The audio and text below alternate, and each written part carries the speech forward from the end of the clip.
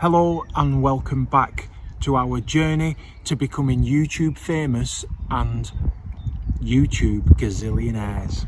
You nearly forgot how much money you wanted to make then. I might update and upgrade to multi-gazillionaire. So for the last 18 months we've been doing the Schengen Shuffle in the UK and then back out to Europe. Although this shuffle has been a little bit longer than normal, so we are a little bit overdue leaving the country.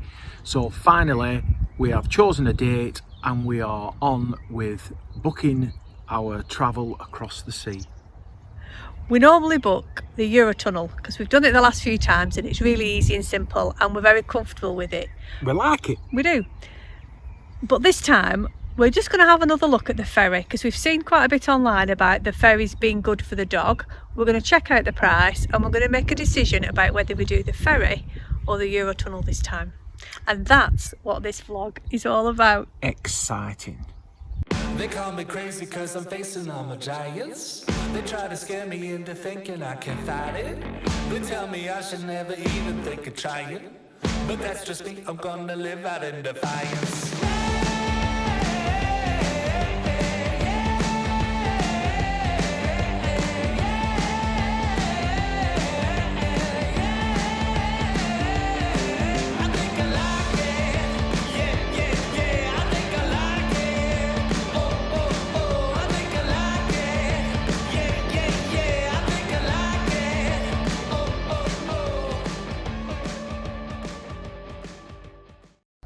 We always like travelling on a Sunday to avoid the traffic, so now we've got the date set for the 4th of June. We have got 90 days in Europe. However, very inconveniently, we are going to have to come home a little bit sooner because we are having a baby. Not us. We're having a grandbaby, which is the best kind of baby to have. Not excited much. So we need to be back in August to get ready for our exciting event. But we're not using the term granddad because obviously I'm far too young to be a granddad. So I am going to become a grand dude, which is like a granddad, but younger and cooler. You're old enough to be a grandma. Thank you. We don't need to get any new terminology for you. You can just be a grandma. We have found ourselves a little CS in Rosendale, just outside Burnley. We are from Burnley, so we're taking an opportunity to catch up with mums and dads and sisters and family and kids and all that kind of stuff.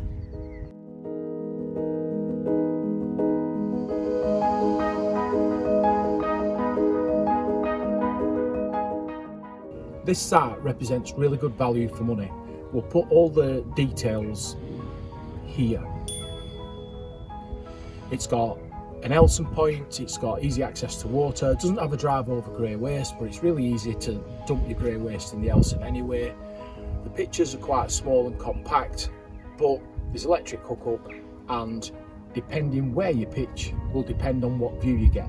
Got to be honest, the curbside appeal of this place isn't great. When you approach the site, it's a working farm, so it can be a bit potholy, a bit muddy. There's lots of agricultural things going on, so it isn't pretty. But once you get on site and you point in a certain direction, you get some stunning views.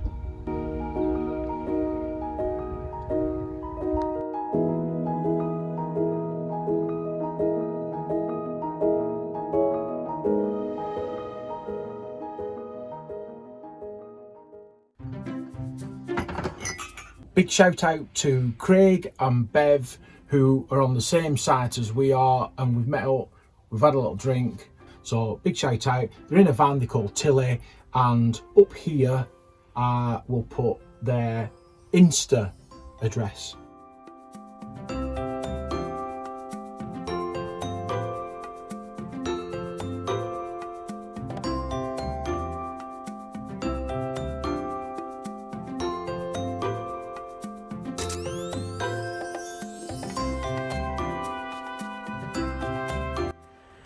So what do we like about the Chunnel? Well, we've used the Chunnel about half a dozen times, so familiarity helps because that's all we've done. But it just seems so easy. So we can arrive anytime we want, up to 2 hours before. And when we do arrive, they just put us on the next one. The pet reception's really easy. They scan the dog, they check the paperwork, and they send us on our way. It's just dead straightforward. We don't seem to be in a big queue. We just drive on. And the biggie for us is we can just stay with a van, so the dog's comfortable. I sometimes have a little power nap on bed. It's only 35 minutes, and then you roll off at the other side. Dead easy. And again, for us, the big thing is the dog. He's with us, and we don't have to worry about rough seas or how I'm going to feel, because I can get a little bit of seasickness now and again.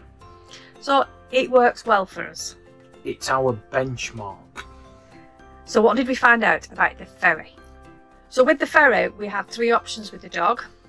We could put the dog in a kennel, put the dog in the motorhome, but leave him, or take him with us on board into the pet lounge. And that looks really nice. And everybody that we've seen online has said how great that is. Free tea and coffee. Well, it's not free because you've paid for it. You pay £15 to have the dog on the ferry in the first place, and then £6 for each of us to go in the lounge each journey. So there is a cost associated with that. But it costs us £22 to put the dog... Dog? But it costs us £22 to put the dog on the tunnel. So actually it's cheaper to be in the ferry for the dog. But the dog can't go on his own. No, but with us as well. So that actually seems like a bit of a bonus. That is as clear as mud. It was clear. It's perfectly clear. Okay. Is everybody with us? The biggest difference, of course, is the journey time. 35 minutes on the Chunnel, but 90 minutes of travel on the ferry. And 35 minutes is just enough time to maybe have a little snackette or a power nap. But 90 minutes you can have even more tea and coffee. Yeah, but you can't have a power nap. Well, you could, because the lounge looks really comfortable and you have your own little booth and it looks really cosy. Our dog can be a bit reactive, so that is a bit of a concern for us, because if any other dog kicks off, our dog will be in there, even though they're all in the leads. And he's also not great with big loud noises and bangs, so the whole process of getting him off the van, walking along a deck with cars and doors slamming, and heavy machinery going and up metal steps, etc, etc.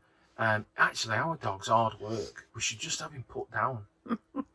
Put you down first, as I've said many times before.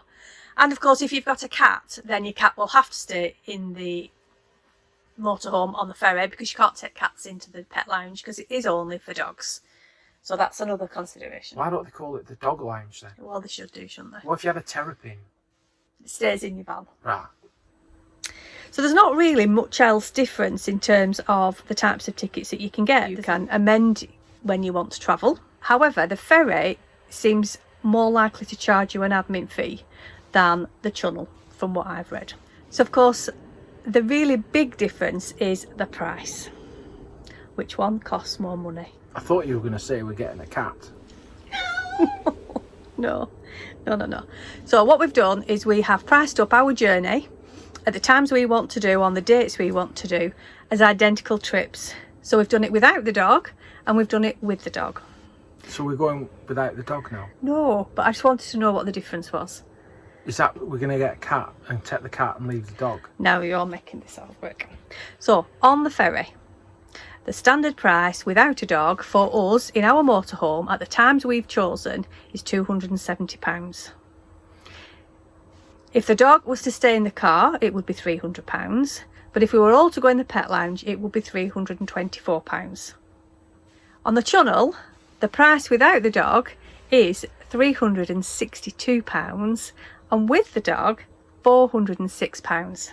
So there's quite a big difference. So our dog costs us £82 more if we want to go on the Chunnel to look after him. It's not even worth it. He don't even do all. He don't even have any skills. He won't fetch a ball or a stick. He just makes a lot of noise and poos a lot. Well, there you go. Typical man. So, what are we going to do? Are we sticking with what we know and spending more money, or are we going to save a bit of money and try something different? Or are we getting a cat? No, we're not getting a cat. What would you do? So what are we going to do?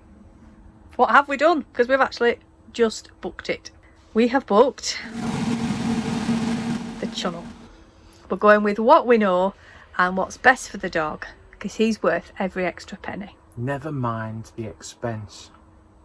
Anyway, it's been an interesting exercise for us. Obviously everybody's different and we'll go at different times. We could have got it cheaper by going earlier in the morning, but as you know, we don't do early mornings.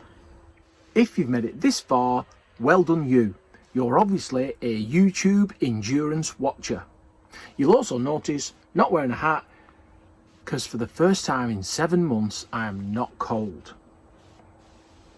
And this may be slightly more interesting than watching us do biscuit testing, which we've done before. Probably not, but thanks for watching.